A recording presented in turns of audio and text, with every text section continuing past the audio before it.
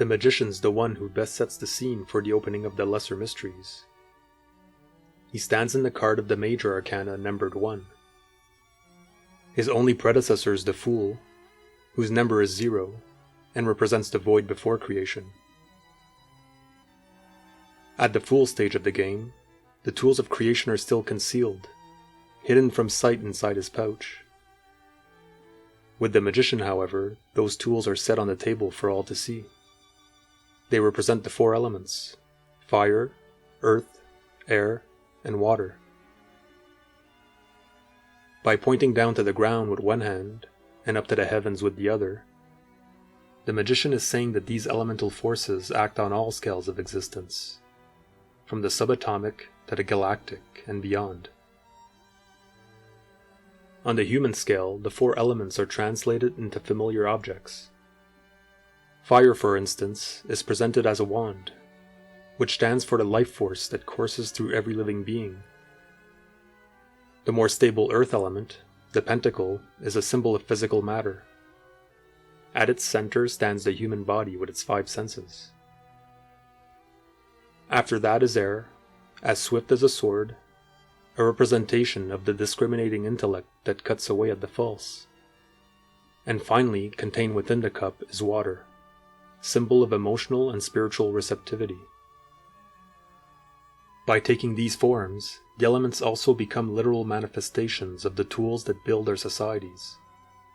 They're the everyday implements that continuously humanize us, like plant life and its yields, like wheels and pulleys and gears, like axes and knives, like glasses and bowls. Mostly they're the things we take for granted but can't live without. Every suit within the minor arcana begins with the monad, the self-created, the one. Next comes the duad, the division of the one into 2, which is the balancing force, the other, the partner, sometimes the shadow. The triad is the sacred trinity, that mysterious creative power behind all of life. The tetrad provides a foundation, structure, solid ground, followed by the pentad, that acts like a trans-dimensional bridge, which ultimately leads to versatility and independence. The hexad is balance. It unites opposites, marrying the sacred feminine and masculine. The heptad represents mastery of the mind, while the ogdoad strives for mastery over the primitive impulses. And then there's the ennead, that seeks spiritual mastery. The decad, card number 10, is the number of perfection, the ultimate goal within each element. Further refinement can be achieved with the 4 remaining cards, the page, knight, queen, and king, known as the court cards. They stand for the different levels of individual mastery over their chosen element, from novice to virtuoso. In classical times, the 4 court cards were the only ones within the minor arcana to be animated by living characters, representatives of society's nobility and royalty. Any station below that was depicted as a combination of number and element. When, in the early 1900s, the Rider-Waite deck added visual narratives to the minor arcana, it became apparent that these numbers were telling a multi-layered story, more like an epic, the epic of humanity, whether it be humanity through the ages, or humanity as it plays itself within each of us. The Waite imagery has now become indispensable to the mythology of the lesser mysteries. Yet at its core, the purpose remains the same, that of guide into the deeper meaning of numbers and the elements that color them.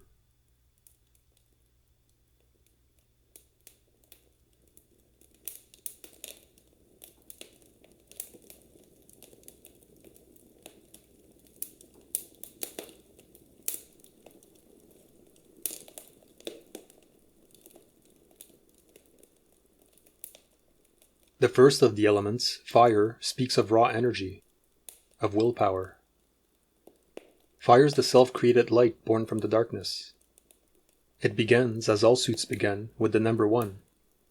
More specifically, the ace, whose single hand extends a living branch, announcing new life. This usually means a new project. It's the inner spark that gets everything going. The energy that fuels it can be divided into past and future. In other words, into what's already been integrated and what's as of yet unexplored. It's important here not to get lost in either of these polarities, but to balance both until we find that perfect middle, until we're strong enough to travel into uncharted territory, while at the same time remaining confident within the self. At this early stage of our journey through the wands, while we're still in the process of creating our personality and mode of self-expression, many possible paths will be laid out before us. Once we've made our choice, we must stay true to course. In order to better structure this new energetic potential and make it last, deeper and stronger roots must be laid down. This is a time of digging in our heels, when we must commit to the vision, often at the expense of many lesser desires. From those deep roots come sprouting buds, the many sub-personalities that have been lying within, all surfacing at once and competing for the reins of power. Often it could seem that these energies just don't want to mix. Still, we must find a unifying principle, an all-encompassing and comprehensive goal that can inspire them to work together. The more we do this, the more everything will naturally fall into place. Eventually, opposing but complementary forces will mutually attract and interlock with one another. This is the beginning of the creation of a wholesome and powerful state of being. And it's only from such a state that higher attainment can be achieved. But first, there are general qualities to be mastered, like the honing of our powers of discrimination, learning to successfully intake the energies that are to our best advantage, and rejecting those that aren't. The better we could discern between these, the more we can dominate our surroundings, and the more powerful we become. Next is the development of self-control, so that the volatile fires we're learning to wield don't get scattered. The fire element does tend to easily dissipate itself into thin air.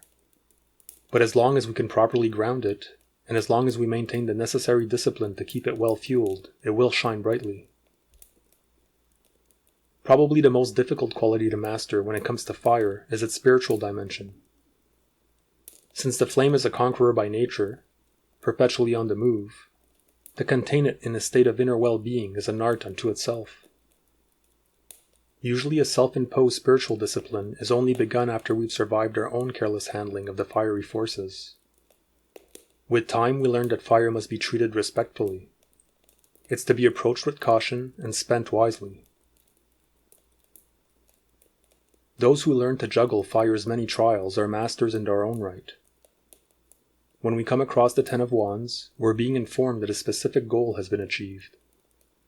In this respect, we've become united to the inner fire that fuels our willpower, at once guiding it and letting it guide us to the desired destination.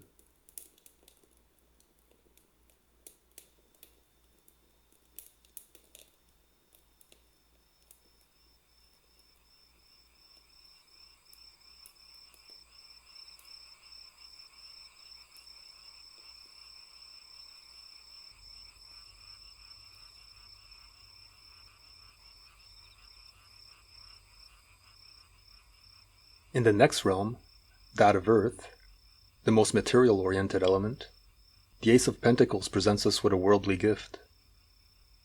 Although this could come in the form of literal money, most often what the Pentacles offer is that which is able to manifest money, and that is skill.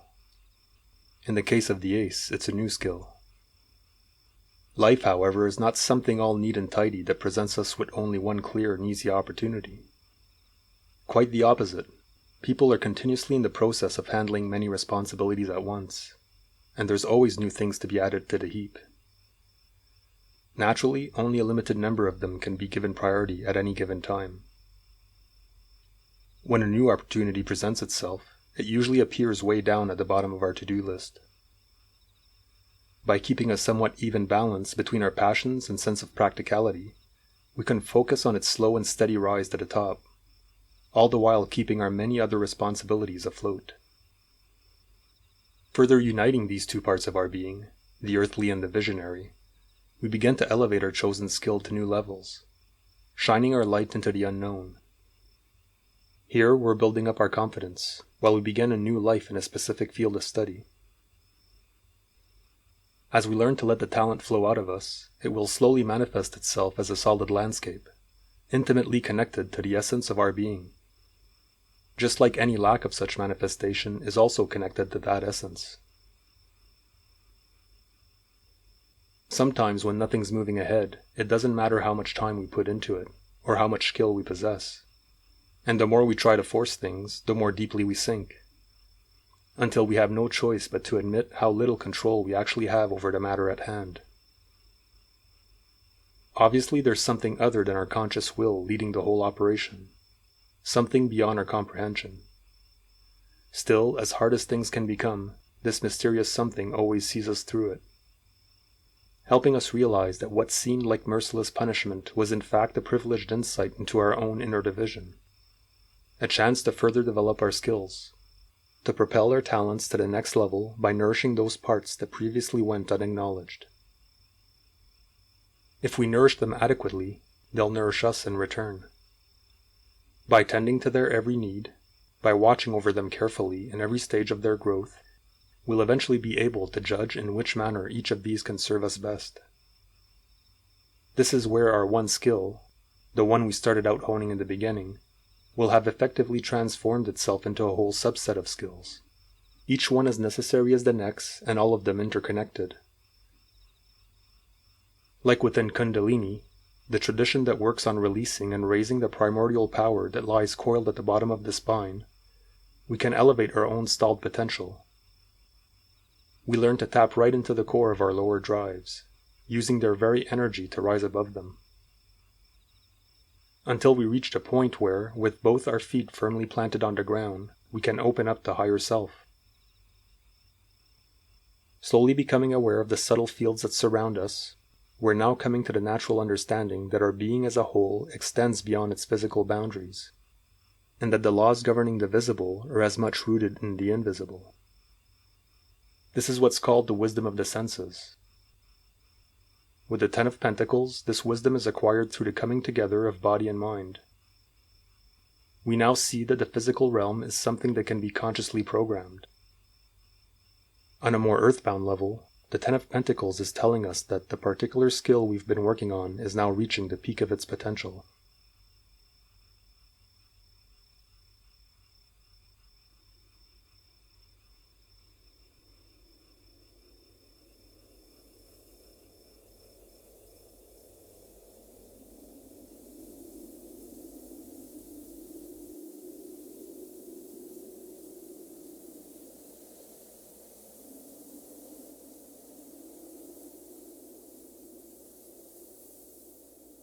Soaring high above the earthly plane is the Ace of Swords.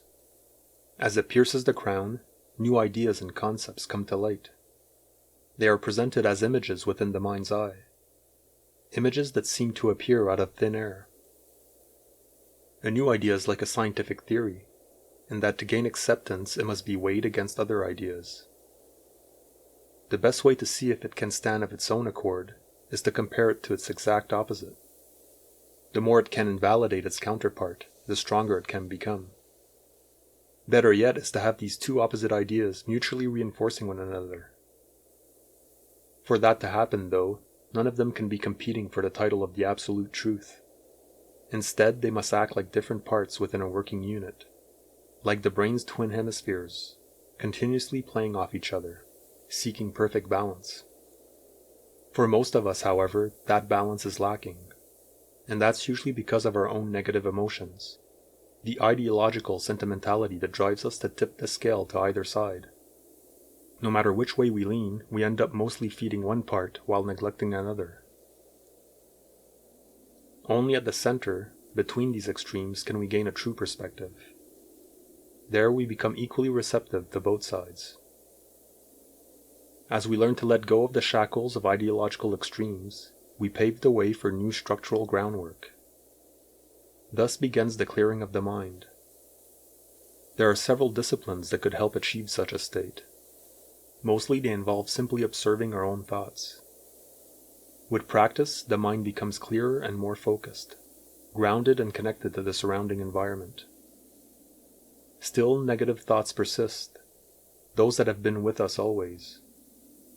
They may don different cloaks, but really at their core they remained unchanged. If we would only take the time to wrestle with them, we might be able to extract something useful. We could even build, out of these many lesser manifestations, a single and more comprehensive one of power. The kind of power that implies not only confidence and strength, but also humility. By increasing degrees, the suit of swords has been seeing us enter into the deeper mysteries of the mind, the interplay between the conscious and subconscious. Much too often, though, as the so-called conscious beings that we are, we underestimate the power of the subconscious. We treat it as something lesser, something that's beneath us, which is in reality the surest way to get swallowed up by it. Our best chance, as we come into contact with its inhabitants, is to learn the delicate art of negotiation, to transform apparent enemies into partners of trade. Strange beings indeed practice strange customs, and speak strange languages. All of these we'll need to master. As we travel back and forth, from home to foreign land and back again, our appetite for new knowledge increases, and as it does, our faculties of discrimination sharpen. We know what to take away and what to leave behind. Here the swords are truly in their element. When it comes to primitive impulses, however, there's only so much the intellect can do. Here it may seem like the only viable solution is to restrict, to cut back on excesses. Still, temptation remains. To rise above it, it's important to cultivate willpower and discipline. But also we must learn to let go of the binding guilt that shames the addictive mind into self-isolation. Overall, if there's only one theme to take away from the swords, it's that the mind must be stilled. Like the Buddha who comes under attack by the holographic armies of Mara, we come to finally realize that the mind's perceived reality actually originates from within. It's the product of the deep subconscious, where fears are manufactured without end.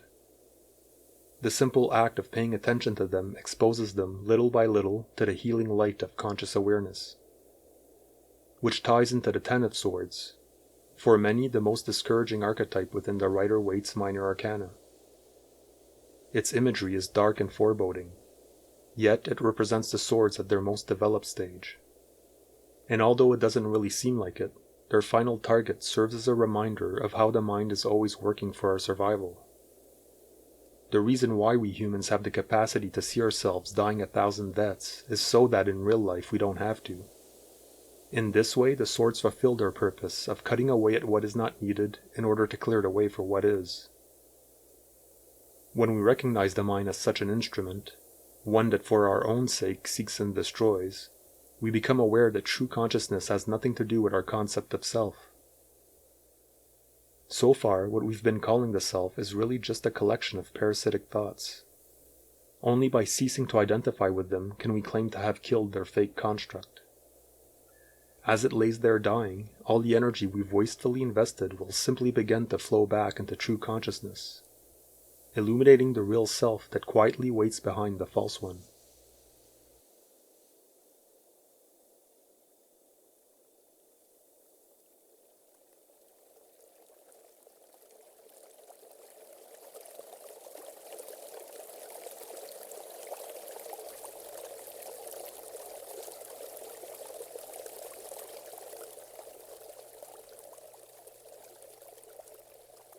The water-bearing cup is a symbol of the heavenly spirit, the ace especially, its cup overflowing with pure water.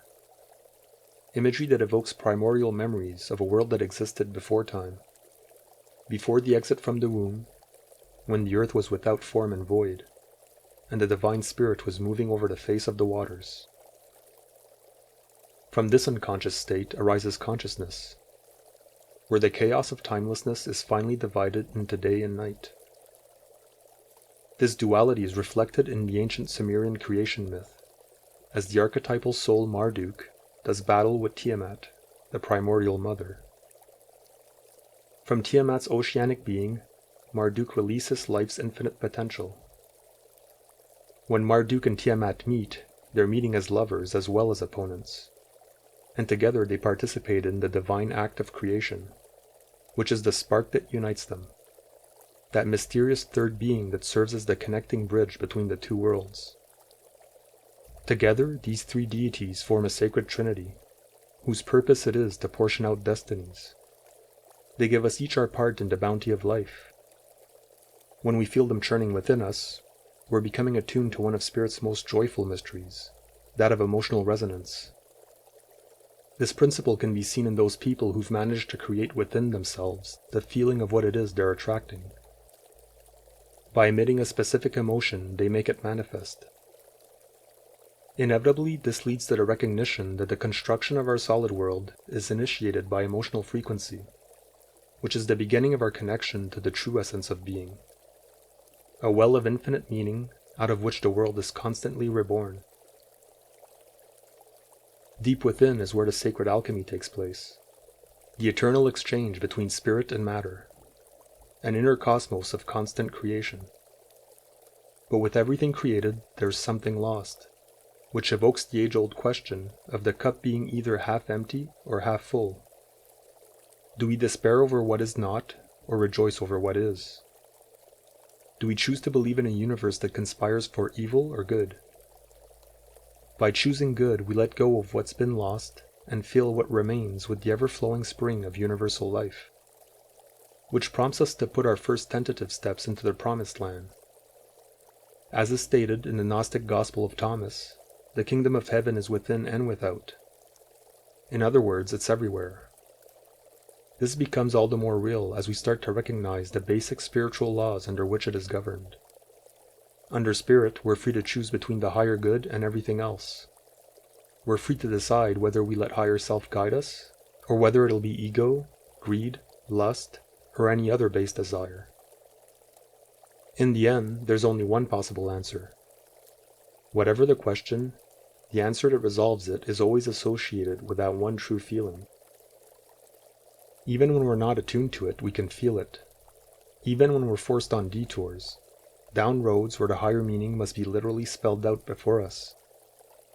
In the end, no matter how persuasive the temptations may be, the increasing emptiness that our bad choices bring about can only serve to lead us back to the one true path. We know we're on that path when we're in the flow. The Chinese master Lao Tzu states that the supreme good is like water, which nourishes all things without trying to. When we're receptive to that supreme good, we're in Spirit's most natural state. Here we effortlessly temper the soul, a soul that has become no less alive, nor any less passionate, but simply lets itself be guided by Spirit. From such inner fulfillment follows renewed outer fulfillment. The Ten of Cups evokes both of these, both happiness and power. This is where soul and spirit come together as one. More generally, it's the union of order and chaos. That's ultimately what the number 10 represents. Whichever element it happens to be in, it symbolizes the marriage of 1 and 0, of magician and fool living together in perfect harmony.